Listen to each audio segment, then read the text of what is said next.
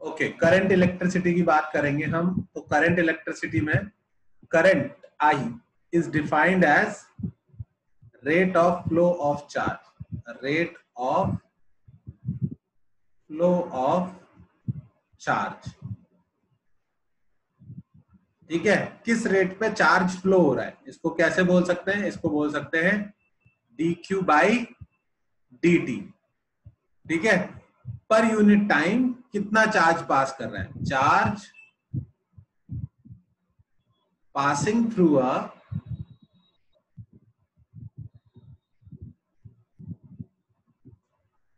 Cross section area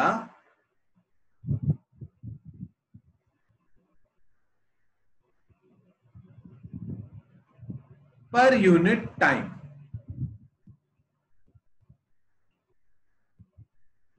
ठीक है, तो rate of flow of charge बोल सकता हूं या charge passing through a cross section area per unit time. Both definition are correct. Current को आई से रिप्रेजेंट करेंगे और dq बाई dt। तो इसकी यूनिट क्या आएगी, ऐसा unit charge upon time, that is coulomb per second.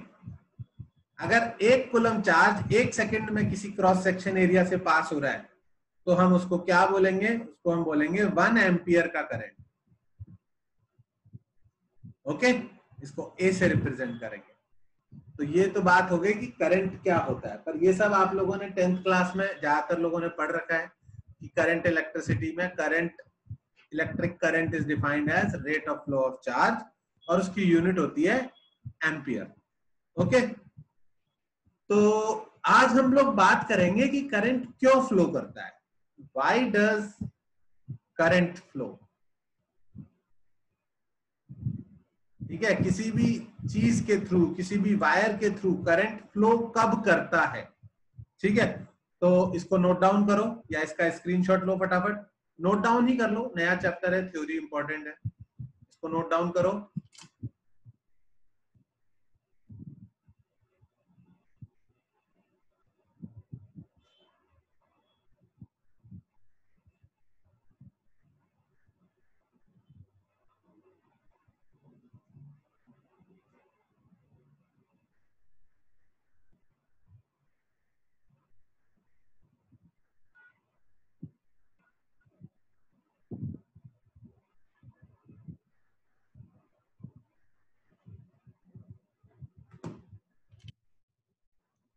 Done done done, हटाओ इसको।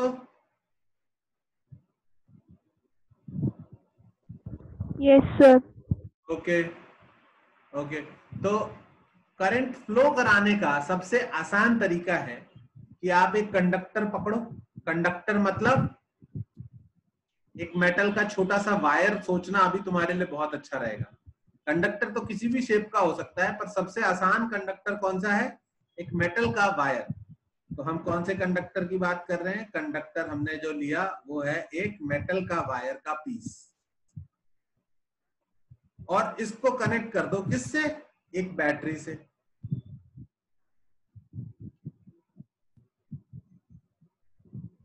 ठीक है, तो जो कंडक्टर का मेटल वायर होता है उसके अंदर होते हैं बहुत सारे इलेक्ट्रॉन्स। क्या होते हैं, बहुत सारे इलेक्ट्रॉन। यहां पर, और आप बैटरी कनेक्ट करो या ना करो, ये सब बहुत हाई स्पीड पे रैंडम डायरेक्शन में भाग रहे होते हैं। सब के सब रैंडम डायरेक्शन में भाग रहे हैं, इधर उधर उधर खूब सारे कोलिजन हो रहे हैं इनके, भाग रहे हैं भाग रहे हैं। आपने एक बैटरी कनेक्ट करी। बैटरी का क्या है, बैटरी की बात हम ऑलरेडी कर चुके हैं कि बैटरी का होता है एक ईएमएफ, इलेक्ट्रोमोटिव फोर्स, जो किसकी, जिसकी यूनिट किसके बराबर होती है, वोल्ट। तो बैटरी के दोनों टर्मिनल्स के बीच एक पोटेंशियल डिफरेंस होता है। एक टर्मिनल हाई पोटेंशियल पे होता है, प्लस पॉजिटिव टर्मिनल बोलते हैं, एक लो पोटेंशियल पे होता है, निगेटिव टर्मिनल बोलते हैं। बैटरी का काम है अपने दोनों टर्मिनल्स के बीच पोटेंशियल डिफरेंस मेंटेन करके रखना। मेंटेन करने के लिए बैटरी क्या करेगी, जो उसने कैपेसिटर में किया था। क्या किया था कैपेसिटर में, उसने कैपेसिटर के अंदर एक इलेक्ट्रिक फील्ड जनरेट करने की कोशिश की थी या नहीं की थी? तो यहां पर भी वो एक इलेक्ट्रिक फील्ड जनरेट करने की कोशिश करेगी, तो मैंने इलेक्ट्रिक फील्ड बना दिया।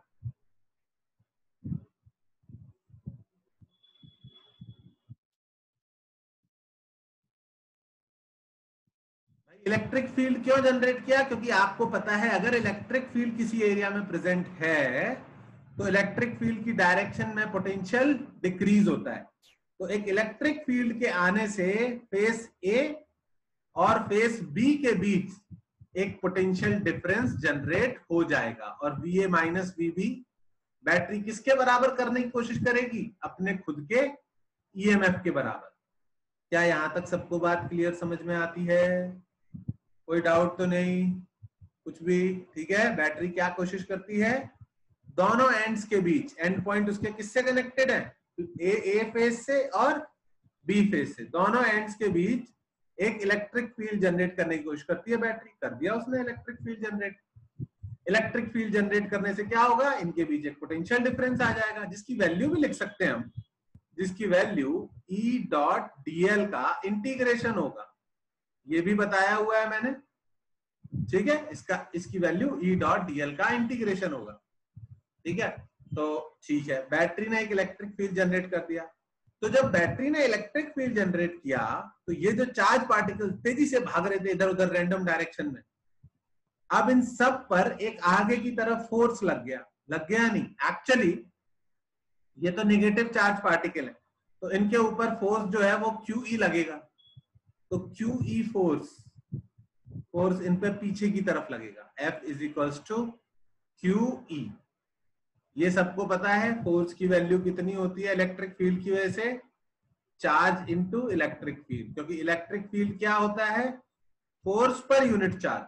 तो फोर्स कितना होता है? Q into E। रिदम तेरे को ये चीज पता है पहले से? और कौन कौन कनेक्टेड है?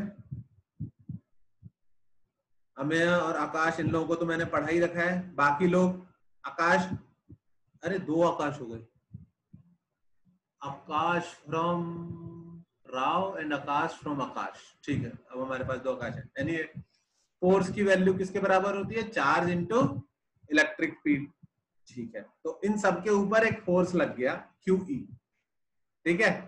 तो फोर्स लगने से क्या होता है? फोर्स लगने से चीजों का एक्सेलरेशन आता है। एक्सेलरेशन आएगा, इसका भी एक्सेलरेशन कितना आएगा? एक्सेलरेशन होता है फोर्स अपॉन मास। तो एक्सेलरेशन आया E बाई M। ये E कहां से आ गया? इलेक्ट्रॉन का चार्ज कितना होता है? E। तो इनमें से हर एक चार्ज पार्टिकल का एक एक्सेलरेशन आ गया, कितना? E by M। और इस एक्सेलरेशन की वजह से अब इनकी वेलोसिटी जिस भी डायरेक्शन में है उसमें एक x कंपोनेंट ऐड होने लग जाएगा। वेलोसिटी में एक x कंपोनेंट ऐड होने लग जाएगा। समझ में आ रही है बात या नहीं? सबकी वेलोसिटी में x कंपोनेंट ऐड होने लग जाएगा। तो उसकी वजह से ये जो रैंडम डायरेक्शन में इलेक्ट्रॉन मूव कर रहे थे, ये भी मूव तो रैंडम ही करेंगे। मतलब जैसे कि ये वाला चार्ज है तो ये पहले इधर भागेगा, फिर टकरा के इधर भागेगा, फिर इधर भागेगा, फिर इधर भागेगा, इधर भागेगा, इधर भागेगा। लेकिन इन सब कोलिजन के बावजूद एक इसका डायरेक्शनल फ्लो होने लग जाएगा। थोड़ा सा इसका मोशन किस तरफ होने लग जाएगा? इलेक्ट्रिक फील्ड की अपोजिट डायरेक्शन में। क्या ये बात समझ में आई सबको कि मोशन इलेक्ट्रॉन का बहुत रैंडम है, पर इस एक्सटर्नल इलेक्ट्रिक फील्ड की वजह से थोड़ा सा डायरेक्शनल भी फ्लो आ गया।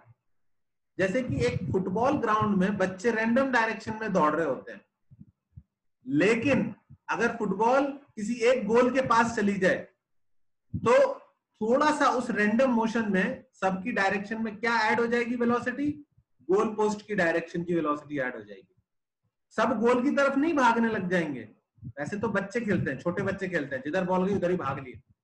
पर अगर तुमने इंटरनेशनल मैच देखा हो तो सबकी वेलोसिटी थोड़ी थोड़ी गोल पोस्ट की तरफ शिफ्ट होने लग जाएगी। अपनी वेलोसिटी जो है वो रहेगी, पर एक एक्सटर्नल फैक्टर आ गया जो उनको एक डायरेक्शन में पुश कर रहा है। तो वो एक्सटर्नल फैक्टर कितना है? एक्सेलरेशन, ठीक है, ये वाला एक्सेलरेशन कितनी वैल्यू है इसकी? E/m। और इसकी वजह से अब जो इलेक्ट्रॉन का पूरी तरह रैंडम मोशन था, अब वो पूरी तरह रैंडम नहीं रह जाएगा, थोड़ा सा वो इलेक्ट्रिक फील्ड के अपोजिट डायरेक्शन में जाने लग जाएगा। अब बैटरी क्या है?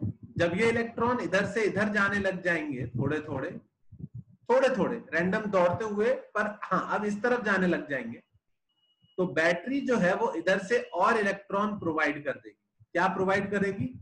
यहां से बैटरी और इलेक्ट्रॉन भेज देगी सर्किट में, और इधर से बैटरी थोड़े से इलेक्ट्रॉन जो इस वाले फेस पे पहुंचेंगे उनको अपने पास बुला लेगी। तो यानी कि जब बैटरी हमने इस तरफ फेस करते हुए लगाई तो इलेक्ट्रॉन्स जो है वो इधर से जाएंगे और इधर से लौट के आएंगे। तो तुम बोलोगे सर हम तो करंट हमेशा ऐसे बनाते हैं, हम तो बैटरी से करंट निकलता हुआ बनाते हैं हमेशा। कैसे बनाते हो तुम करंट? हमेशा ग्रीन कलर लेता हूं। तुम तो बैटरी से करंट ऐसे निकलते हुए बनाते हो।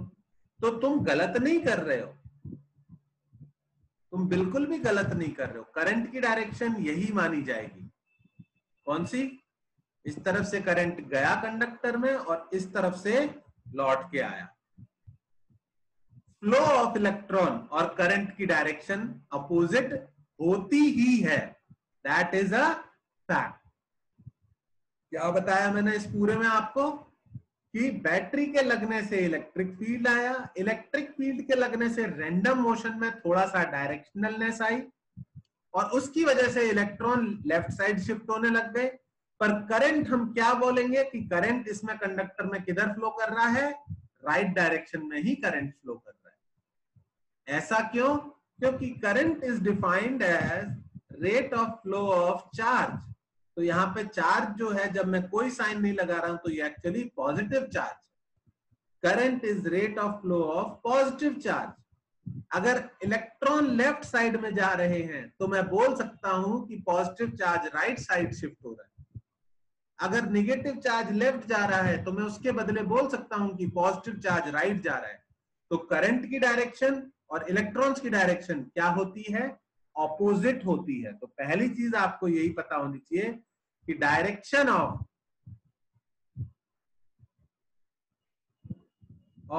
Current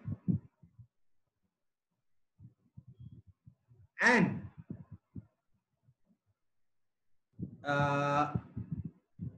direction of electrons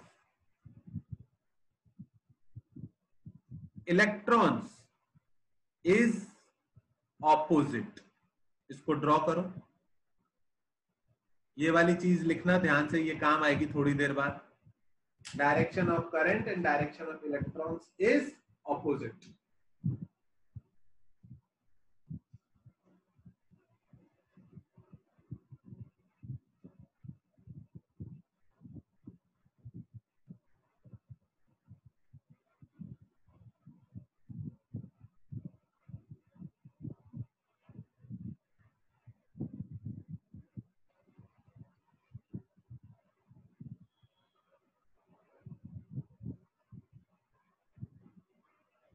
screenshot ले लिया, ड्रॉ कर लिया आप लोगों ने? Yes, sir. Okay yes sir. Okay, हटा रहा हूं। ठीक है, अब इसी कंडक्टर को और डिटेल में दिखाना है मुझे, तो मैं को इसको और बड़ा बनाऊंगा। ये रहा।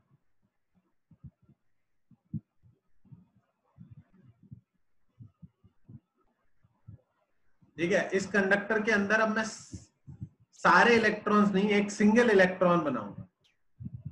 तो जो इलेक्ट्रॉन होता है वो बहुत तेजी से मूव करता है, इलेक्ट्रॉन की स्पीड बहुत हाई होती है। पहली चीज हेडिंग डालना आप, drift velocity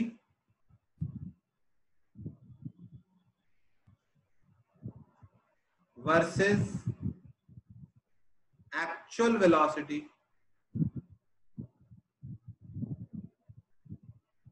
of electrons. Drift velocity और एक्चुअल वेलोसिटी दो अलग अलग चीजें होती है। उनके बीच का डिफरेंस बताऊंगा मैं इसमें।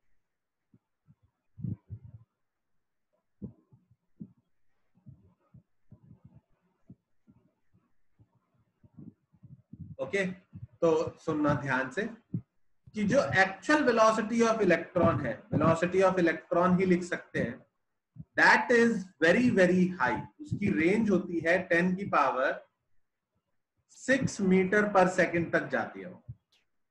और actual velocity of electron directly proportional होती है root of temperature.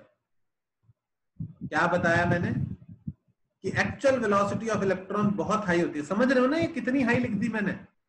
Velocity of light कितना होता है? वेलोसिटी ऑफ लाइट होता है 3 इंटू 10⁸ मीटर पर सेकेंड। मैंने लाइट से बस 100 गुना स्लो है ये, लाइट से काफी फास्ट हो गया है। तो एक्चुअल वेलोसिटी ऑफ इलेक्ट्रॉन बहुत ज्यादा होती है, ठीक है। लेकिन इस वेलोसिटी की वजह से इस इलेक्ट्रॉन के बहुत सारे कोलिजन्स हो रहे होते हैं। This velocity causes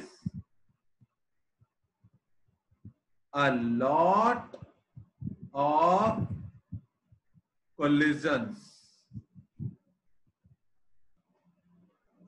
of electrons। ये वेलोसिटी इलेक्ट्रॉन के बहुत सारे कोलिजन्स कराती है और उसकी वजह से बार बार इलेक्ट्रॉन की वेलोसिटी क्या हो जाती है? डिम हो जाती है या रुक जाती है या रैंडम मोशन मिल जाता है उसको। बार बार क्या होता है? उसकी वेलोसिटी की डायरेक्शन चेंज होती रहती है। This velocity causes a lot of collisions of electron और उसकी वजह से क्या होता है? Its velocity keeps getting randomized। Randomized नाम का कोई वर्ड शायद नहीं होता। इसका मतलब समझना कि इसकी वेलोसिटी अभी इधर है, फिर कुछ और हो जाएगी, फिर कुछ और हो जाएगी, फिर कुछ और हो जाएगी, फिर कुछ और हो जाएगी। कब, कितनी देर बाद? जब इसका कोलिजन होता जाएगा। हर कोलिजन पे इसकी वेलोसिटी रीसेट होती रहेगी। हाँ, रीसेट सब समझते होगे तुम। मोबाइल को रीसेट कर दिया, वापस से सारी चीजें पुराने जैसी हो गई। तो हर कोलिजन में बार बार जब कोलिजन होगा इसकी वेलोसिटी क्या होती रहेगी? रीसेट होती रहेगी। तो हमको इसका रैंडम मोशन से मतलब नहीं है, हमें किससे मतलब है कि इसका डायरेक्शनल मोशन क्या होता है। क्योंकि जो डायरेक्शनल मोशन है उसी की वजह से करंट फ्लो हो रहा है। जब ये एक डायरेक्शन में चल जाएगा, किसी भी एक डायरेक्शन में, इसका वेलोसिटी का कंपोनेंट एक डायरेक्शन में कुछ रहेगा, उसी की वजह से directional motion causes current. Random motion की वजह से करंट नहीं हो सकता। अगर सब रैंडम डायरेक्शन में भाग रहे हैं, बहुत सारे हैं और रैंडम डायरेक्शन में भाग रहे हैं, तो जितना चार्ज आगे जाएगा किसी मोमेंट पे उतना ही चार्ज पीछे जाएगा और नेट फ्लो ऑफ चार्ज हमेशा क्या बना रहेगा? जीरो। तो करंट क्यों फ्लो होता है? क्योंकि इलेक्ट्रिक फील्ड लगने से, जो अभी इलेक्ट्रिक फील्ड लगाया था, इलेक्ट्रिक फील्ड लगने से डायरेक्शनल मोशन आता है। पहली बात मैंने ये बोली, दूसरी मैंने ये बोली, तीसरी मैंने ये बोली। आ रही है यहां तक बात? सबको समझ में? कुछ डाउट है तो पूछ लो, किसी को भी कुछ डाउट है तो पूछ लो। कोई डाउट नहीं है? सब सुन रहे हो? ओके, ठीक है। तो हाई वेलोसिटी, रैंडम, बहुत सारे कोलिजन की वजह से रीसेटिंग हो जाती है वेलोसिटी की, पर हमको मतलब है डायरेक्शनल मोशन से, क्योंकि डायरेक्शनल मोशन की वजह से ही करंट आता है। तो किसी ने कैलकुलेट किया कि ये जो बार बार कोलिजन हो रहे हैं, इसकी वजह से ये कोलिजन के बीच में जो दौड़ पाता है वही इसका डायरेक्शनल मोशन है। दो कोलिजन के बीच में जो इसने भागा वही इसका डायरेक्शनल मोशन है। बाकी टकरा गया तो वेलोसिटी फिर से रैंडम हो गई। तो एक चीज कैलकुलेट की गई जिसको बोलते हैं रिलैक्सेशन टाइम, जिसको हम अभी लिख रहे हैं टाउ से रिप्रेजेंट कर रहे हैं। अभी मैं वैल्यूज में नहीं जा रहा, अभी मैं पहले ना सबकी कंसेप्ट बता दूं, वैल्यूज बाद में बता दूंगा। रिलैक्सेशन टाइम क्या लिखा हमने, टाउ। ओके, तो इसका रिलैक्सेशन टाइम है टाउ। इतने टाइम बाद इसकी वेलोसिटी फिर से रीसेट हो जाएगी। तो हमने ये सोचा कि ये टाउ टाइम में इसका डिस्प्लेसमेंट कितना होता है। तो डिस्प्लेसमेंट कैसे कैलकुलेट कर सकते हैं, ये जो डिस्प्लेसमेंट है हम डायरेक्शनल की बात कर रहे हैं, जो किसकी वजह से हो रहा है, ut एक्स डायरेक्शन में इनिशियल वेलोसिटी मुझे नहीं पता, हो सकता है कुछ हो सकता है ना हो। On an average zero, on an average zero क्यों बोल रहा हूं मैं, थोड़ी देर होगी और थोड़ी देर नेगेटिव में होगी, थोड़ी देर पॉजिटिव में होगी। तो डायरेक्शनल मोशन में इसकी अपनी वेलोसिटी का कोई कंट्रीब्यूशन नहीं है। रैंडम वेलोसिटी का डायरेक्शनल मोशन में कोई कंट्रीब्यूशन नहीं है। डायरेक्शनल डिस्प्लेसमेंट किसकी वजह से हो रहा है, ut प्लस हाफ जो एक्सेलरेशन इलेक्ट्रिक फील्ड ने प्रोवाइड किया इनटू टी स्क्वायर। क्या ये वाली बात सबको समझ में आई? डायरेक्शनल मोशन में इसकी अपनी वेलोसिटी का कोई रोल नहीं है। डायरेक्शनल मोशन किसकी वजह से हो रहा है, वो जो एक्सटर्नल एक्सेलरेशन कितना था वो हाफ, अभी पिछली उसमें लिखा हमने स्लाइड में, half QE by M into time कितना मिल रहा है, टाउ का स्क्वायर। तो ये हो गया आपका displacement in a particular direction. इस डिस्प्लेसमेंट की वजह से इलेक्ट्रॉन धीरे धीरे एक डायरेक्शन में शिफ्ट होने लग जाएंगे, ड्रिफ्ट होने लग जाएंगे। तो एवरेज वेलोसिटी कौन सी, डायरेक्शनल वेलोसिटी, इसको बोलते हैं ड्रिफ्ट वेलोसिटी। वो कितनी लिख सकता हूं मैं, ये displacement, total displacement upon total time, और ये कितनी आई, ड्रिफ्ट वेलोसिटी का फॉर्मूला आया half E by M into tau.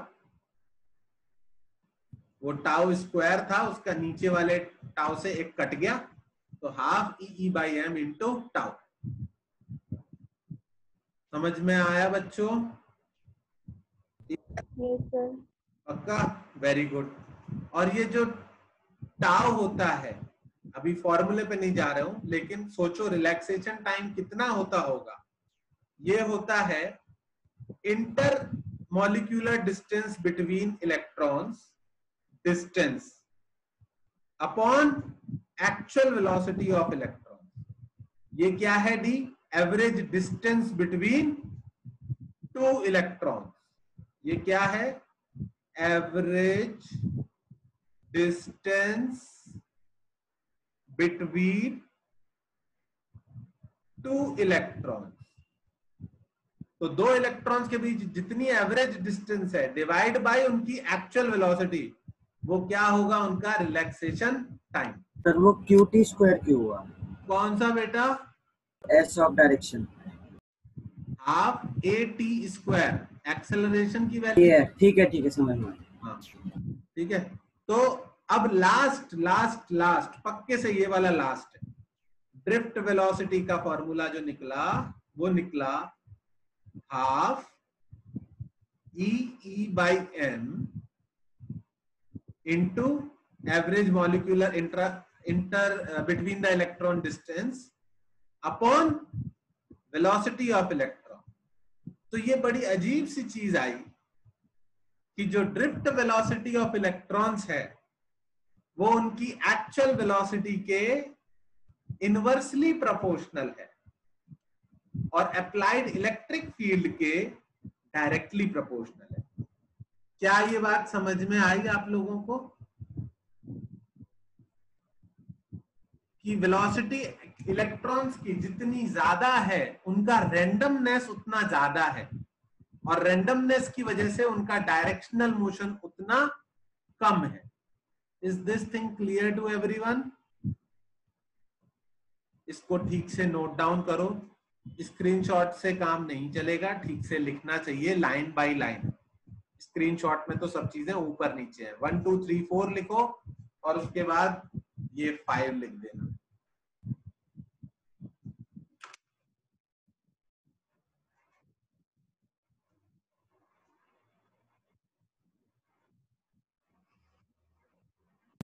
Sir एक बार एक्चुअल वेलोसिटी और ड्रिफ्ट वेलोसिटी का बताना रिलेशन का। तब से वही तो बता रहा था मैं। तो वो इनवर्सली डिपेंड क्यों करता है? इतनी देर से वही तो समझा रहा हूँ, क्या हुआ?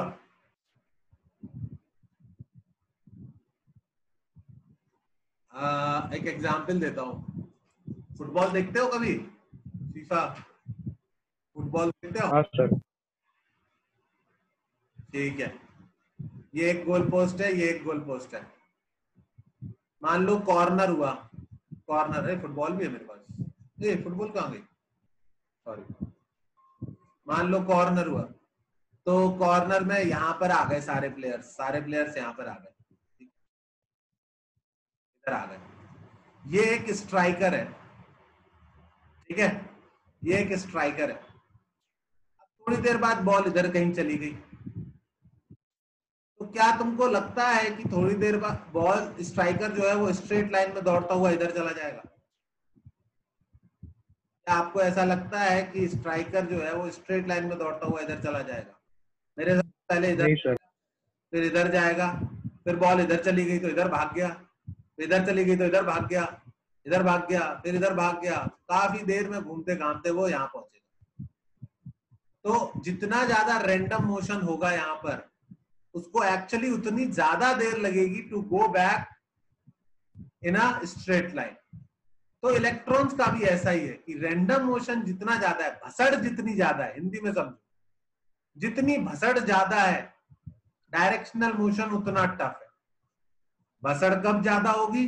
जब सारे इलेक्ट्रॉन बहुत तेजी से भसड़ मचाए हुए हैं। भसड़ मचाए हुए मतलब बहुत तेजी से सब दौड़े जा रहे हैं, टकराए जा रहे हैं बिना मतलब के। आ रही है बात समझ में या नहीं? मान लो सब रेस्ट पे होते, सब रेस्ट पे होते, मान लो सारे इलेक्ट्रॉन्स किस पे है? रेस्ट पे। अगर सब रेस्ट पे है, तुमने इलेक्ट्रिक फील्ड लगाया, चुपचाप सारे के सारे एक डायरेक्शन में चल देंगे और हाफ GT² में यहां से यहां तक की डिस्टेंस कवर कर लेंगे। लेकिन सब रेस्ट पे नहीं है, सब भाग रहे हैं रैंडम। आगे बढ़ा, इससे टकरा गया, इधर टकरा गया, इधर चला गया, इधर गया, इससे टकरा गया, फिर इधर चला गया, फिर इधर चला गया। समझ में आ रही बात? तो जितना इनका मोशन रैंडम होगा उसको उतना ज्यादा टाइम लगेगा डायरेक्शनल मोशन। इसीलिए ड्रिफ्ट वेलोसिटी एक्चुअल वेलोसिटी की किसके इनवर्सली प्रोपोर्शनल है। आई बात समझ में? Yes sir. एक और चीज बतानी थी, लिख लिया तुमने ये पूरा? एक मिनट हाँ और सर सर। लिख लिया। हाँ, लिख लो।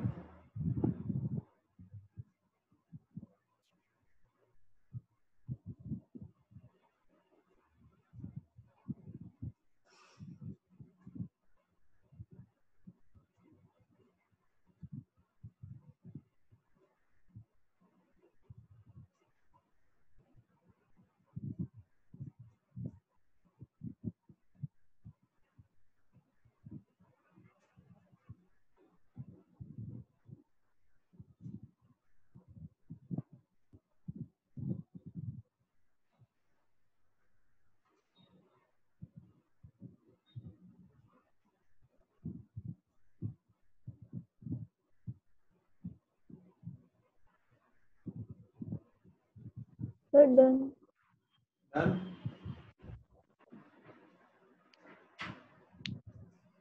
ओके, इसको हटा रहा हूँ। एक पॉइंट बस लिख लेना कि जो एक्चुअल वेलोसिटी होती है वो किस रेंज में होती है? 10⁶ मीटर पर सेकेंड। पर जो ड्रिफ्ट वेलोसिटी होती है, ड्रिफ्ट वेलोसिटी, वो उसकी रेंज बहुत कम होती है, 10⁻² या -3 की रेंज में होती है।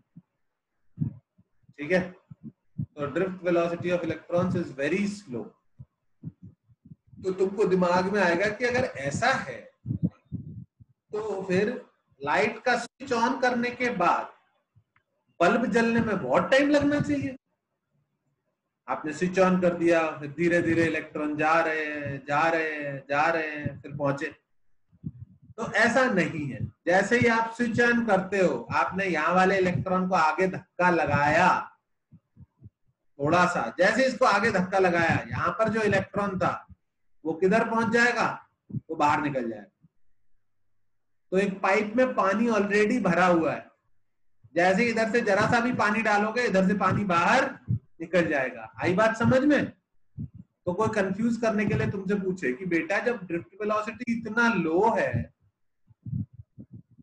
ठीक है, इसको नोट डाल के लिख लेना, ड्रिफ्ट वेलोसिटी की वैल्यू और नॉर्मल वेलोसिटी की वैल्यू बहुत कम होती है। तो कोई बोले कि सर जब ड्रिफ्ट वेलोसिटी की वैल्यू इतनी लो है तो बल्ब स्विच ऑन करते ही बल्ब क्यों ऑन हो जाता है? तो उसको बताना कि पाइप में पानी भरा हुआ है, जैसे इधर से कुछ पानी डाला, यहां से कुछ पानी बाहर निकल जाएगा या नहीं? ऐसे ही इलेक्ट्रॉन तो ऑलरेडी सब जगह हैं, बहुत सारे, मैं तो बहुत ही कम बना रहा हूं, बहुत ज्यादा इलेक्ट्रॉन्स यहाँ प्रेजेंट है। जैसे ही इधर से एक इलेक्ट्रॉन को धक्का लगा, यहां से इलेक्ट्रॉन बाहर निकल जाएगा। आई बात समझ में? Okay, yes sir. Very good very good. हटा दूं इसको, बहुत बढ़िया। तो ड्रिफ्ट वेलोसिटी भी समझा दी मैंने। अब ड्रिफ्ट वेलोसिटी की वजह से ही करंट का फ्लो होता है, ठीक है। तो रिलेशन बिटवीन, क्या लिखूं हेडिंग में? हेडिंग लिख सकता हूं, relation between drift velocity and electric current. Drift velocity और इलेक्ट्रिक करंट में क्या रिलेशनशिप है, तो वो हम ऐसे देख सकते हैं। Let's draw something. क्या ड्रॉ करूं? इससे कोई फायदा नहीं हुआ। हाँ, इससे फायदा हो जाएगा ना मुझे। इसमें थोड़ा ढंग का सा सिलेंडर बना लूंगा।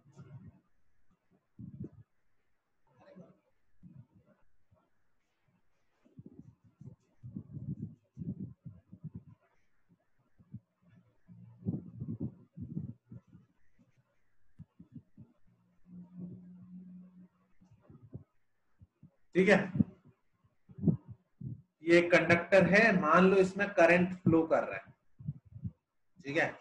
तो करंट फ्लो क्यों करता है? क्योंकि चार्जेस, इलेक्ट्रॉन्स अपोजिट डायरेक्शन में फ्लो करते हैं, तो आगे की डायरेक्शन में हम बोल देते हैं कि पॉजिटिव चार्ज फ्लो कर रहा है। तो लेट्स से यहां पर खूब सारे इलेक्ट्रॉन्स हैं,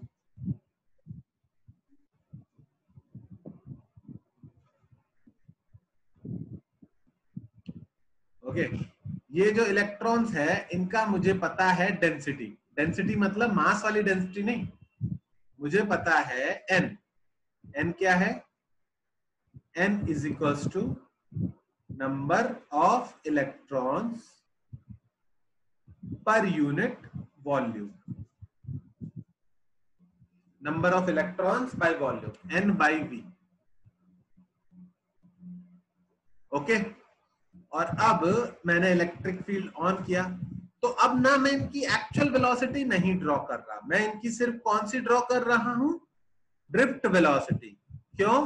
क्योंकि करंट का फ्लो तो सिर्फ ड्रिफ्ट वेलोसिटी की वजह से ही हो रहा है, जो कि बहुत छोटी होती है, पर जो भी है तो है। तो इनकी सिर्फ ड्रिफ्ट वेलोसिटी ड्रॉ कर। ये सब बेचारे जैसे ही आपने बैटरी लगाई, ये पीछे की तरफ ड्रिफ्ट होने लग गए। तो ड्रिफ्ट होने लग गए तो मुझे कैलकुलेट करना है कि इस वाले एरिया में से, ये जो क्रॉस सेक्शन एरिया है, ठीक है, अरे ये क्यों किया मैंने, ये मुझे नहीं करना चाहिए था। इस वाले एरिया में से कितने इलेक्ट्रॉन्स बाहर निकलेंगे? तो लेट्स से dt टाइम में,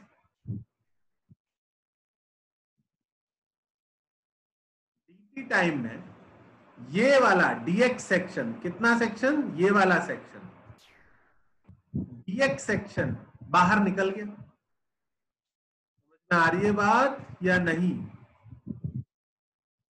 इन dt टाइम इतना सेक्शन मान लो बाहर चला गया, तो इसमें जितने इलेक्ट्रॉन थे वो सारे बाहर निकल जाएंगे या नहीं निकल जाएंगे? ठीक है, dt टाइम में इतने पोर्शन में जो इलेक्ट्रॉन थे यहां से यहां तक वो सब बाहर निकल गए। तो ये अभी तो मुझे 3 दिख रहे हैं, अब एक्चुअल में तो बहुत ज्यादा होंगे, पर हाँ ये सब इलेक्ट्रॉन्स बाहर आ गए। तो मुझे कैलकुलेट करना है कि dt टाइम में कितना चार्ज बाहर निकला, इस पोर्शन में कितना चार्ज होगा, dq चार्ज कितना होगा। अगर मुझे dq मिल गया तो मैं करंट कैलकुलेट कर पाऊंगा कौन से फॉर्मूले से, I is equals to dq by dt। तो तुम खुद से सोचो dq क्या होगा, dq होगा जितने इस पोर्शन में नंबर ऑफ इलेक्ट्रॉन्स हैं n इंटू एक इलेक्ट्रॉन का charge e divided by dt। क्या ये बात समझ में आई? n क्या है, इतने पोर्शन में टोटल कितने नंबर ऑफ इलेक्ट्रॉन्स है, वो है n माना मैंने। और n की वैल्यू कहां से निकाल सकता हूं मैं, small n density into volume, small n into किसका वॉल्यूम, इतने सेक्शन का वॉल्यूम। इतने सेक्शन का वॉल्यूम मैंने क्या लिखा, dv, क्योंकि ये बहुत छोटा होगा वॉल्यूम, क्योंकि इसकी विड्थ बहुत कम है dx। तो n into dv into e divided by dt। बच्चों जिस स्टेप में भी डाउट आए ना प्लीज वहीं पर पूछ लेना, इंतजार मत करना किसी चीज का। 5-6 लोग ही बैठे हो तो कोई शर्म करने की जरूरत नहीं है, पूछ लेना। स्मॉल n इंटू ये इतने पोर्शन का वॉल्यूम क्या लिखूं मैं, dv की वैल्यू क्या लिखूंगा, ऑफ कोर्स इसका जो क्रॉस सेक्शन एरिया है a इंटू विड्थ है dx, तो dv की वैल्यू हो गई a इंटू dx। बोलते सर ये कहां से आया a इंटू dx, अरे भैया सिलेंडर का वॉल्यूम होता है पाई आर स्क्वायर h, तो क्या इसको cross section area into length लिख सकते हैं, हाँ लिख सकते हैं, तो बस cross section area into length ही लिखा है। तो dv की value a into dx into e by dt, और ये क्या बन गया, ये बन गया NEA dx by dt। dx by dt क्या हो जाएगा, I is equals to NEA, इनका एक्चुअल वेलोसिटी बहुत ज्यादा है लेकिन डायरेक्शनल वेलोसिटी कितनी है, ड्रिफ्ट वेलोसिटी। तो करंट की वैल्यू कितनी आ गई, NEAVD। इज दैट क्लियर, समझ में आई बात सबको? Yes sir. Very good, right it down.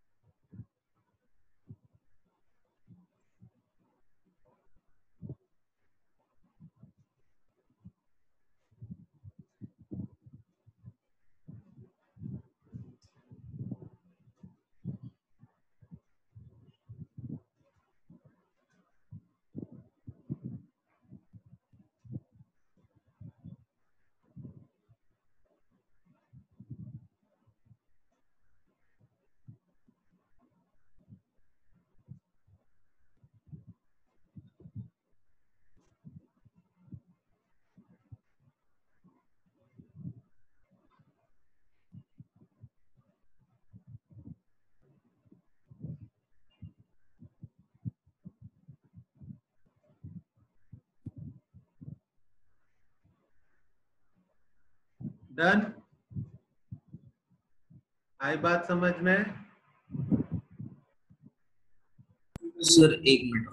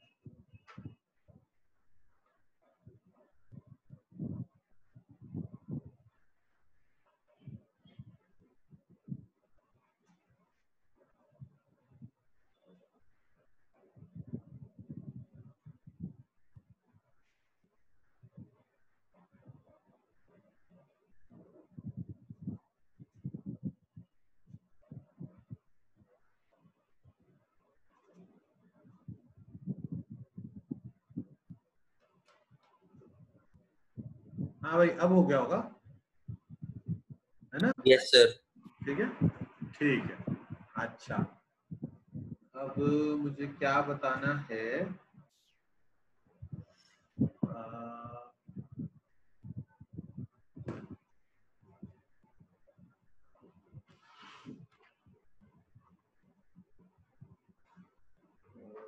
कैसे बताऊं कि अब हम बात करेंगे, हाँ एक और छोटी सी चीज और होती है, एक होता है करंट डेंसिटी।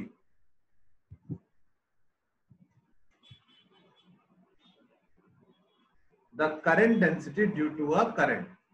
तो वैसे तो डेंसिटी सुन के दिमाग में आता है कि करंट पर यूनिट वॉल्यूम होगा, पर नहीं। करंट किस में से फ्लो करता है? एरिया में से, एक क्रॉस सेक्शन एरिया में से कितना पास किया। तो current density is defined as current per unit area, और इसकी डायरेक्शन क्या होती है? एरिया वेक्टर के जैसी डायरेक्शन होती है। एरिया वेक्टर पता है ना तुमको, एरिया के परपेंडिकुलर डायरेक्शन। ठीक है, तो करंट डेंसिटी लिख लो कि the current density is defined as current flowing per unit area of a cross section।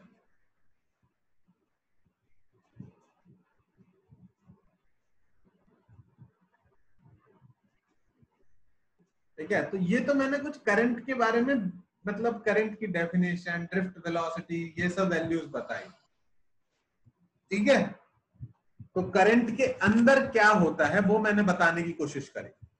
अब मुझे बताना है आपको कि करंट का फ्लो कितना होता है और उसकी वैल्यू कैसे निकाली जाए। ये लिख लिया? लिख लिया? ये हटा दूं इसको? Okay okay okay, good. Yes, sir. ठीक है, तो अब बात आती है कि करंट फ्लो क्यों होता है। ये तो मैंने बता दिया, इलेक्ट्रिक फील्ड लगाती है बैटरी, उसकी वजह से करंट फ्लो होता है। ठीक है, अब बात आती है कि उसकी वैल्यू कितनी होती है। तो उसके लिए तुमने ऑलरेडी पढ़ा होगा छोटी क्लासेस में, बहुत ही फेमस है, Ohm's law. Flow of current occurs according to Ohm's law. Okay, तो जो ओम्स लॉ होता है ये सभी मटेरियल्स के लिए वैलिड नहीं होता है। Valid for a particular range of materials. हम लोग जिन मटेरियल से डील करेंगे, कार्बन रेजिस्टर, मेटल कंडक्टर्स, उन सब के लिए ये वैलिड है, तो अपने को चिंता करने की जरूरत नहीं है। पर हाँ, दुनिया में हर चीज ओम्स लॉ को फॉलो नहीं करती है, हर ऑब्जेक्ट ओम्स लॉ को फॉलो नहीं करता है। जहां पर ओम्स लॉ फॉलो होता है वहां पर जो करंट है वो डायरेक्टली प्रोपोर्शनल होता है कि आपने कितना potential difference across the conductor लगाया। आपने कंडक्टर के अक्रॉस जितना ज्यादा पोटेंशियल डिफरेंस लगाओगे कंडक्टर में से, उतना ही ज्यादा करंट फ्लो करेगा। आई बात समझ में? जितना ज्यादा पोटेंशियल डिफरेंस, ये जो ईएमएफ आप लगा रहे हो, जितना हाई होगा उतना करंट की वैल्यू हाई होगी।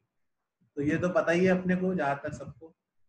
और जो प्रोपोर्शनलिटी कांस्टेंट हटा के कांस्टेंट आता है उसको क्या बोलते हैं? Resistance of the conductor. ये R क्या है? This R is resistance. ठीक है, इसकी यूनिट क्या होती है? ओम। और last and not the least important, ये रेजिस्टेंस की वैल्यू R कितनी होती है? रो L बाई A। मतलब कि ये जितना वाइड होगा, जितना ये बड़ा होगा क्रॉस सेक्शन एरिया, उतना ज्यादा करंट पास करेगा, और जितना ये लेंदी होगा उतना करंट को पास करने में मुश्किल आएगी। तो रेजिस्टेंस जितना वाइड होगा उतनी रेजिस्टेंस कम होगी, और जितना लेंथी होगा उतना रेजिस्टेंस ज्यादा होगी। पर इसमें भी most important thing is this is resistivity. Resistivity क्या होती है? It is the property of the material. Her material की अपनी खुद की एक रेजिस्टिविटी की वैल्यू होती है, उसी पर उसके बने हुए रेजिस्टर की रेजिस्टेंस डिपेंड करेगी। तो रेजिस्टेंस किस किस चीज पे डिपेंड करती है? क्रॉस सेक्शन एरिया, लेंथ और resistivity of the material. Is that clear to everyone? Please write it down.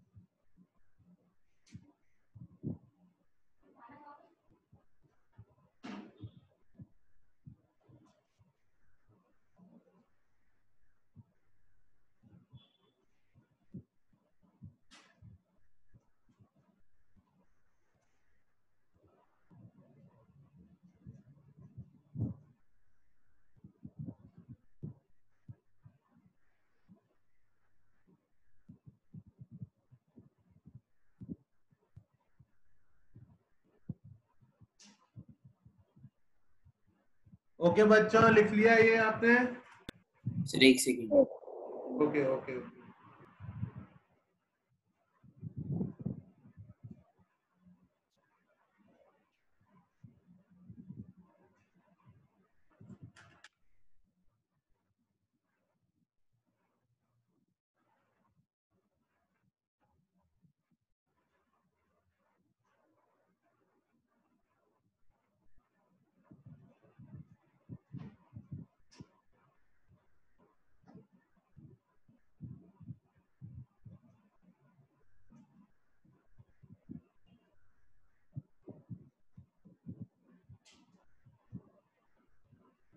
Okay okay, हो गया?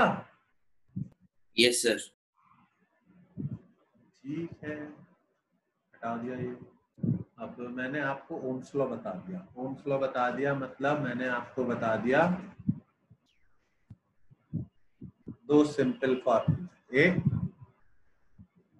V इक्वल्स टू IR और दूसरा R is equals to rho L by A। अब of course आप लंबा करोगे wire को तो रेजिस्टेंस चेंज हो जाएगी, मोटा करोगे तो चेंज हो जाएगी, खींचोगे तो चेंज हो जाएगी, पीटोगे तो भी चेंज हो जाएगी। एक और तरीका भी है किसी वायर की रेजिस्टेंस चेंज करने का। अच्छा, उससे पहले अरे एक और चीज बतानी थी मुझे, ये इसकी एक अल्टरनेट फॉर्म भी होती है, अल्टरनेट वेक्टर फॉर्म। अगर आपको ध्यान हो तो ये V को मैं क्या लिख सकता हूं? E डॉट dl का इंटीग्रेशन। और I को क्या लिख सकता हूं? मैं तो खुद ही भूल गया, I को क्या लिखा था मैंने? I को लिखा था मैंने J, current density into area into resistance लिख सकता हूं, ठीक है। और इसी को लिख रहा हूं मैं, पहचान में आ रहा है ना, ये V है और ये IR है, ठीक है। बोलोगे क्या लिख दिया सर, जार लिख रहे हो, ठीक है। तो E डॉट dl, अगर इलेक्ट्रिक फील्ड कांस्टेंट है तो डॉट dl का इंटीग्रेशन। अरे एक बात पूछनी थी, तुमको किसी ने बताया कि तुम्हारी ऑफलाइन क्लासेस कब से शुरू हो रही है बड़ी बड़ी कोचिंग्स में? कुछ न्यूज? No sir. अरे नो सर। बहुत ही अच्छी न्यूज मिली No, आज, sir. इसलिए मैं बहुत अच्छे मूड में हूँ। No sir. मेरे को न्यूज मिली है कि 25 तारीख से सब खुल जाएगा, कोचिंग वोचिंग। अब मैंने तो ये सुना 15 अगस्त से खुलेगा। गवर्नमेंट ने आगे से मना कर दिया ना कि नहीं अभी अगस्त के बाद ही खुलेंगे जो खुलेंगे। अरे देखना, पेरेंट्स ने 25 तारीख प्रोटेस्ट से कर सब दिया। खुल रहा है। 25 तारीख से कोचिंग खुल जाएंगी, ऐसी मेरे को खबर मिली है, चिंता ना करो। ठीक है, E.dl की वैल्यू E इंटू एल, क्योंकि E तो अपना कांस्टेंट ही मान रहे हैं बैटरी ने जो भी क्रिएट किया। ठीक है, तो E इंटू एल, इधर क्या हो गया J, ये E.dl जो था, ठीक है, ये E.l लिख लिया, और ये J.a एरिया वेक्टर। अब यार तुम ऐसे समझना, ये इसकी L लेंथ है, इसका वेक्टर, और ये इसका एरिया वेक्टर, जो भी क्रॉस सेक्शन एरिया पकड़ोगे उसका एरिया वेक्टर भी उसी डायरेक्शन में। ठीक है, तो इसीलिए इनका डॉट प्रोडक्ट भी J इंटू ए हो जाएगा, cos 0 हो जाएगा। और साथ में क्या है, ये रेजिस्टेंस। रेजिस्टेंस को क्या लिख सकते हैं भाई, रो एल बाई ए। तो E.dl को मैं कितने फालतू स्टेप्स कर रहा हूं, पता नहीं क्या कर रहा हूं। अरे भाई, E इंटू एल, डिस्टर्ब हो गया, मैंने खुद को ही डिस्टर्ब कर दिया। E into L is equals to J into A into rho L by A. ये कटा और ये भी कटा, क्या बात। तो J की वैल्यू आई, करंट डेंसिटी की वैल्यू आई, इलेक्ट्रिक फील्ड अपॉन रेजिस्टिविटी। ठीक है, मतलब इनका वेक्टर साइन भी सेम होगा, जिस डायरेक्शन में इलेक्ट्रिक फील्ड होगा उसी डायरेक्शन में करंट डेंसिटी होगी। और अब मुझे एक और बात बतानी है, अगर R जो है वो रेजिस्टेंस है, क्या है, रेजिस्टेंस, तो 1/R को क्या बोलेंगे, कंडक्टेंस। याद रहेगा ये, रेजिस्टेंस के उल्टे को क्या बोलते हैं, कंडक्टेंस। ऐसे ही अगर रो जो है क्या है, ये रेजिस्टिविटी। मेरी राइटिंग इंप्रूव हो रही है इसके ऊपर। तो 1/रो को क्या बोलेंगे, conductivity.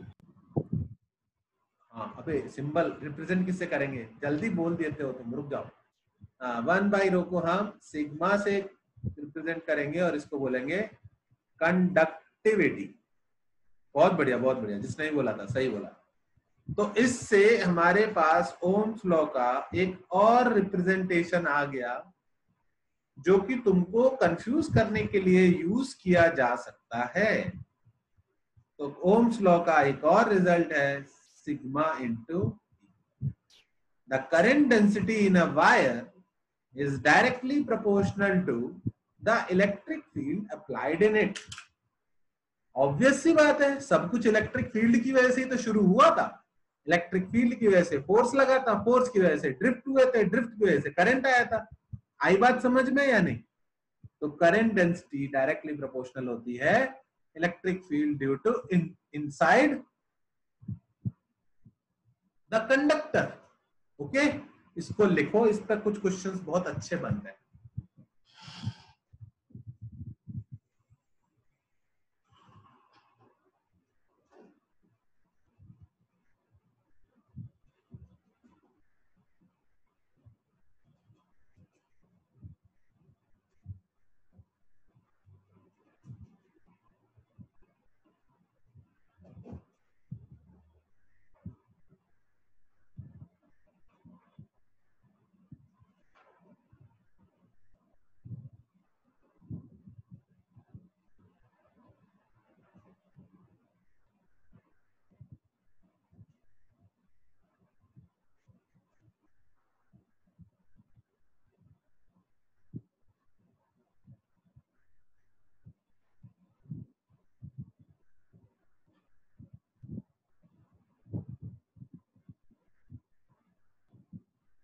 Sir just now earthquake आया 2.1 का।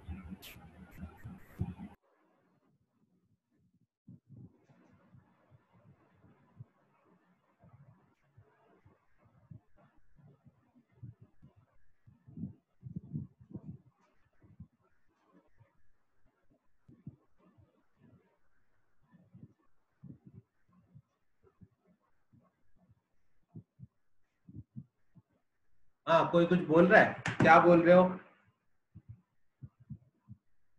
अबे दिल्ली वालों, दिल्ली के सीएम को कोरोना वायरस हो गया।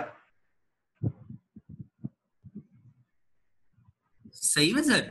हाँ। अरे बाप रे, तो लग गया बे लॉकडाउन अब तो लंबा। नहीं, अब ये खुद इम्यून हो जाएगा तो लॉकडाउन खोल देगा ये।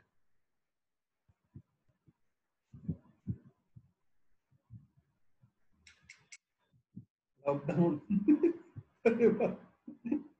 सीएम को हो गया। क्वारंटाइन में गए आज, 1-2 दिन में टेस्ट होगा उनका। चलो हटाओ इसको, लिख लिया।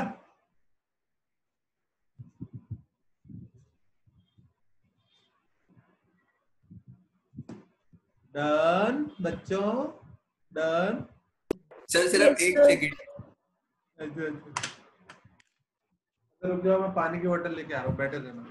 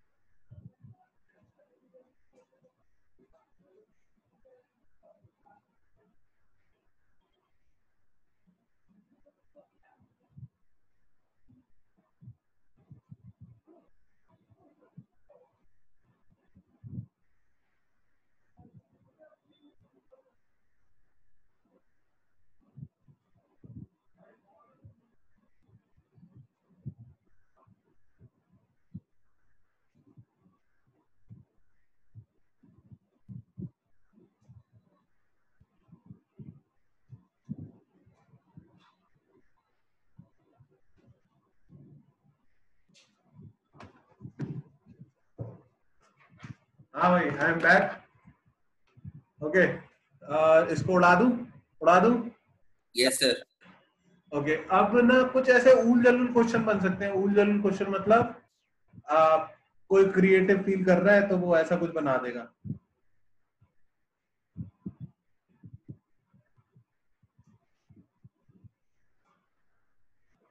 ये कंडक्टर है,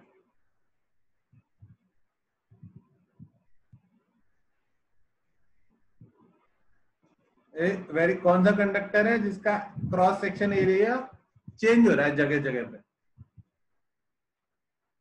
ठीक है, तो पहले यहाँ पे एरिया कम है, फिर यहाँ पे कम है, फिर यहाँ ज्यादा है। तो ऐसा कुछ यहाँ पर एरिया A1 दे दिया, यहाँ पर एरिया A2 दे दिया, क्रॉस सेक्शन एरिया। इसमें इधर से आई करंट आ रहा है, आई करंट जा रहा है। तो पहली चीज जो तुम हमेशा ध्यान रखना, नोट की तरह लिख लेंगे इसको, नोट की तरह, ठीक है।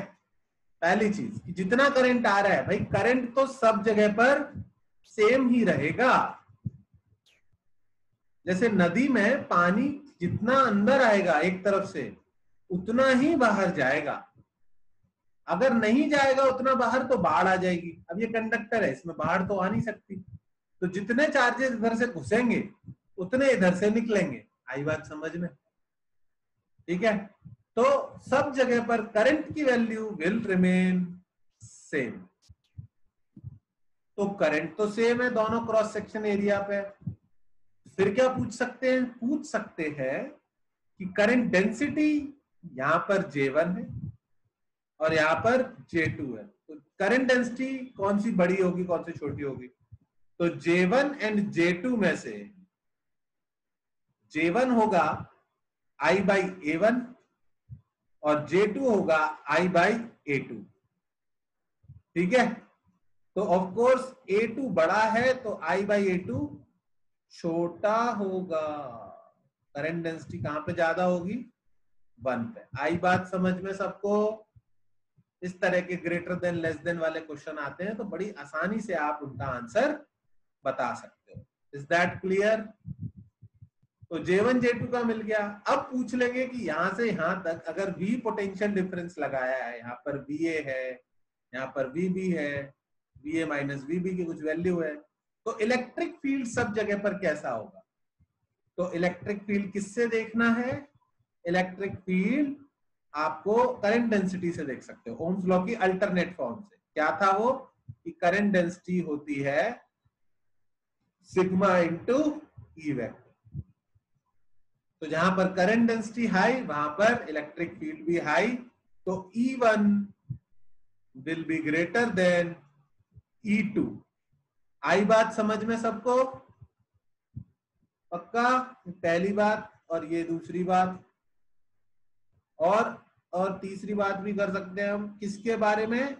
Drift velocity. यहां पर VD1 है और यहां पर VD2 है, तो ड्रिफ्ट वेलोसिटी कहां पर ज्यादा कहां पर कम होगी? तो ड्रिफ्ट वेलोसिटी के लिए क्या फॉर्मूला है हमारे पास? I is equals to NEABD। तो करंट सब जगह सेम है, तो जहां पर एरिया ज्यादा होगा वहां पर ड्रिफ्ट वेलोसिटी कम होगी। अरे नदी जहां पर चौड़ी हो जाती है वहां पर पानी स्लो चलने लगता है ना, तो ड्रिफ्ट वेलोसिटी के लिए हम क्या बोल सकते हैं? VD1, जहां पर एरिया कम वहां पर ड्रिफ्ट वेलोसिटी ज्यादा, इज ग्रेटर देन VD2। और रेशियो भी निकाल सकते थे। क्या ये तीनों समझ में आए आपको? 1, 2 एंड 3।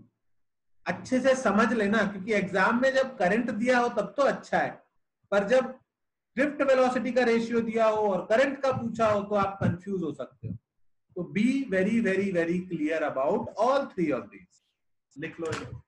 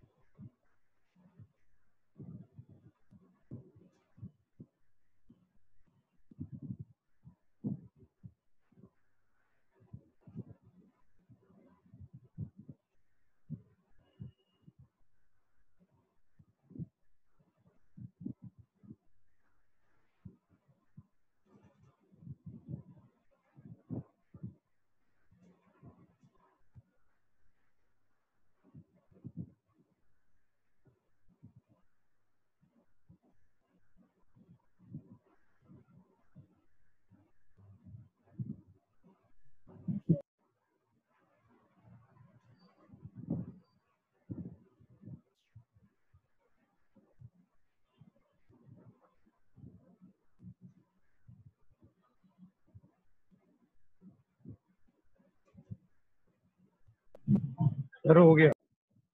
क्या?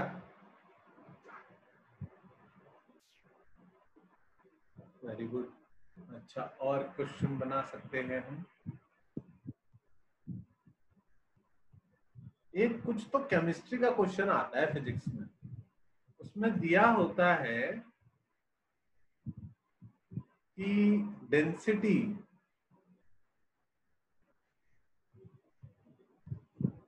ऑफ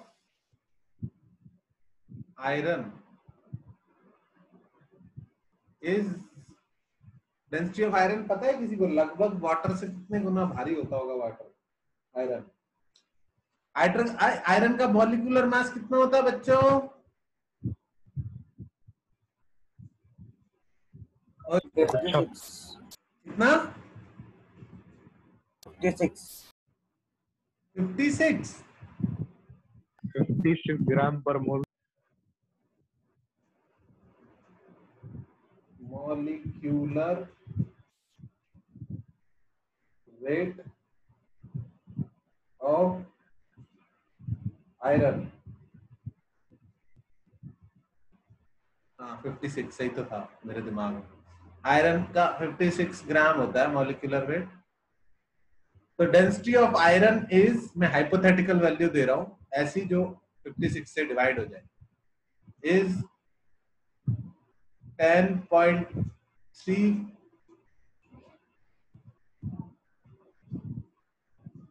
kg पर लीटर। इसको कुछ 10.3 देने से कुछ फायदा नहीं हुआ, कोई फायदा नहीं हुआ। इसको मुझे कितना देना पड़ेगा? 11.2 kg पर लीटर। ये डेंसिटी ऑफ आयरन दे दी मैंने। Okay, density of iron is this, if each iron atom contribute two free electrons in the lattice। Lattice पता है तुम लोगों को? लैटिस मतलब जो सॉलिड फॉर्म होती है उसमें। Calculate a part, n is equals to number of electrons, free electrons to be said, per unit volume of iron। ये कौन सा n कैलकुलेट करवा रहा हूं मैं तुमसे?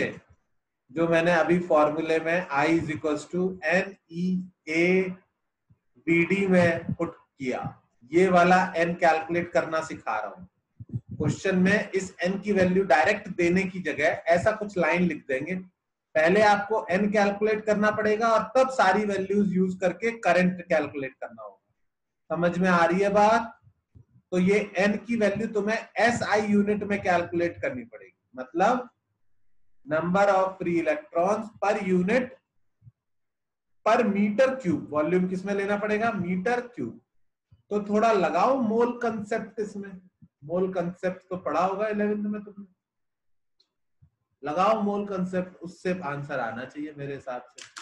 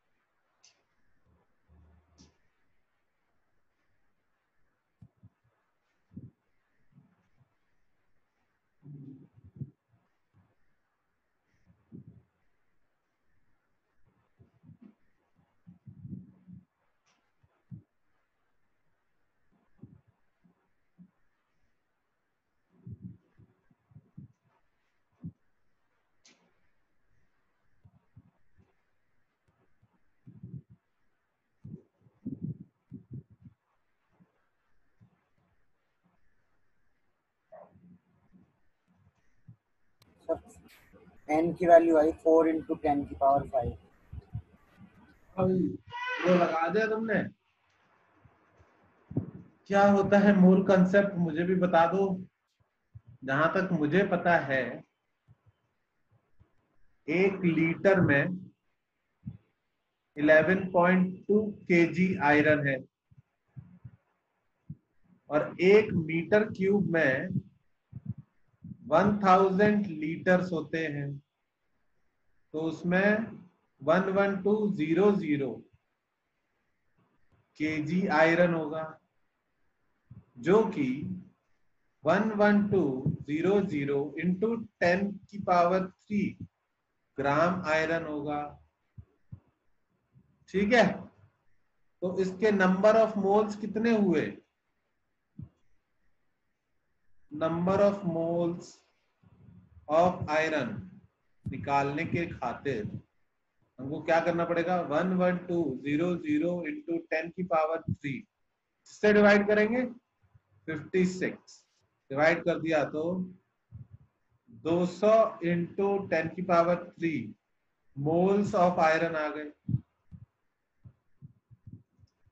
यहां तक सब सही किया है मैंने? तुम लोग तुम्हारी बढ़िया ही होगी। Yes sir. ठीक है, number of moles of iron आ गए। अब 1 मोल में कितने होते हैं आयरन एटम? 1 मोल में तो number of atoms of iron कितना हो जाएगा? इसको मैं लिख रहा हूं 2 इंटू 10 की पावर 5 मोल्स है, 2 लाख मोल्स है, इंटू 6.023 इंटू 10 की पावर 23। और ये जो भी नंबर आया कितना है? 6 दूनी 12 इंटू 10 की पावर 27, इतने एटम्स हुए। एक एटम से कितने फ्री इलेक्ट्रॉन मिल रहे हैं? 2। तो नंबर ऑफ फ्री इलेक्ट्रॉन्स कितने हो जाएंगे? 2 into 12 into 10 raise to power 27, यानी कि 24 into 10 raise to power 27 atoms. लगभग लगभग हमने कैलकुलेशन किया। क्या तुम लोगों को सर 10 की पावर 28 नहीं होगी? 28 होगी। 28 होगा। और 5 28 होता है। Thank you very much. मेरा यही है। ओके, कंसेप्ट समझ में आया? तो आज हमने सर्किट्स वगैरह कुछ नहीं पढ़े। आज हमने पढ़ा कि करंट के अंदर क्या होता है। ओके, करंट के बारे में थोड़ा सा पढ़ा। सर्किट्स तो अभी अभी कैपेसिटर में पढ़े थे, फिर से वैसे ही सर्किट्स आ जाएंगे, वो कोई बात नहीं, वो हम कर लेंगे मैनेज, इट्स इजी। ठीक है, अब जाते जाते कुछ क्वेश्चन। अरे तुमने देखो, आज तुम्हें डाउट पूछने चाहिए थे 2-4। इतना लंबा चैप्टर मैंने कैपेसिटर इलेक्ट्रोस्टैट्स पढ़ाया, तुमने डाउट्स भी नहीं पूछे कुछ। कोई क्वेश्चन, कोई टॉपिक जो तुमने फेस किया हो, जो नहीं हो पाया हो क्लास में, कुछ पूछना चाहोगे?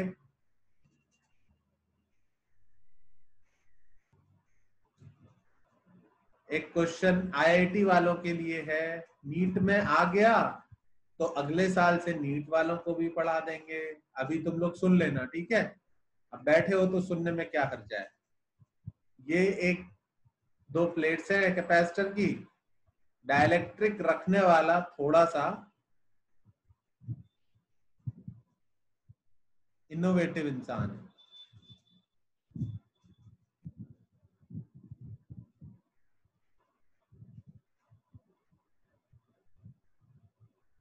ओके, कैसे रखा उसने? इस तरफ K1 और इस तरफ K2, इस तरह से उसने डाइलेक्ट्रिक फिट किया है। क्रॉस सेक्शन एरिया A है, टोटल विड्थ D है। इसकी कैपेसिटेंस कैलकुलेट करना है। ओके, इसकी कैपेसिटेंस कैलकुलेट करनी है। ये तुम्हारा होमवर्क है, सब लोग ढूंढेंगे इसका सॉल्यूशन।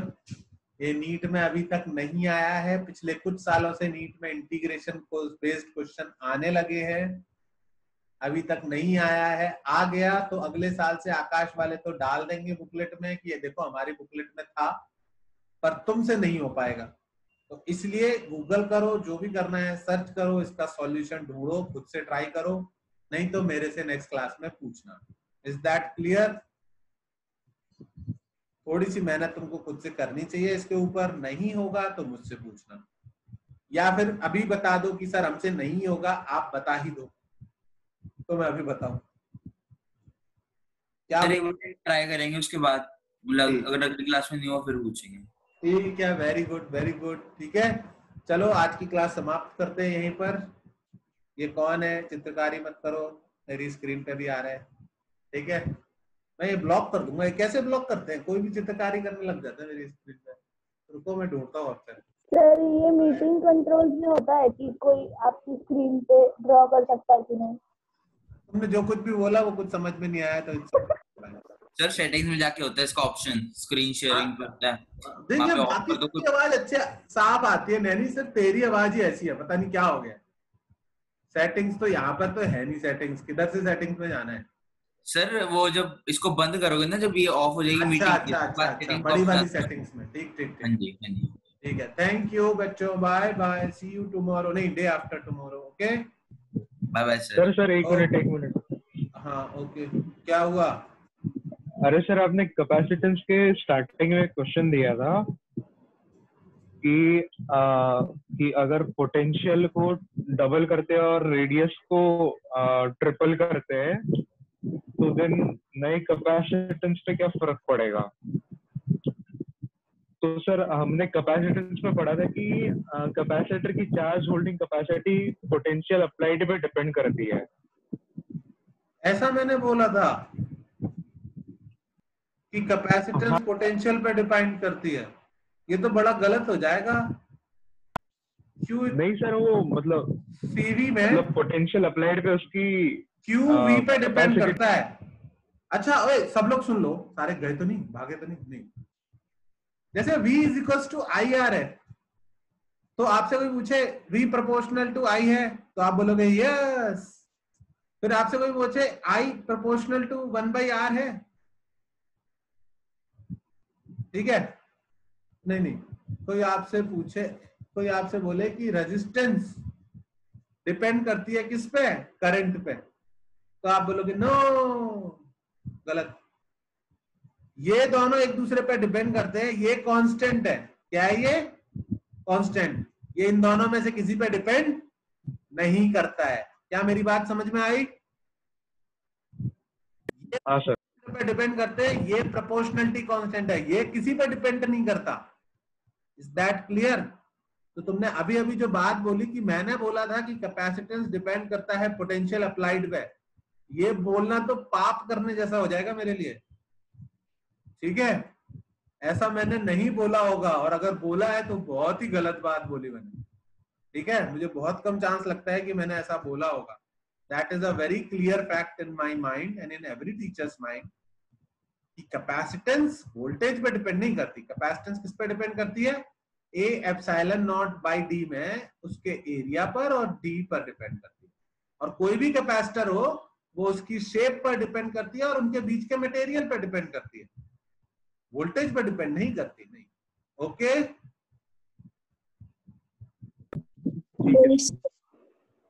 ओके, चलो बाय बाय।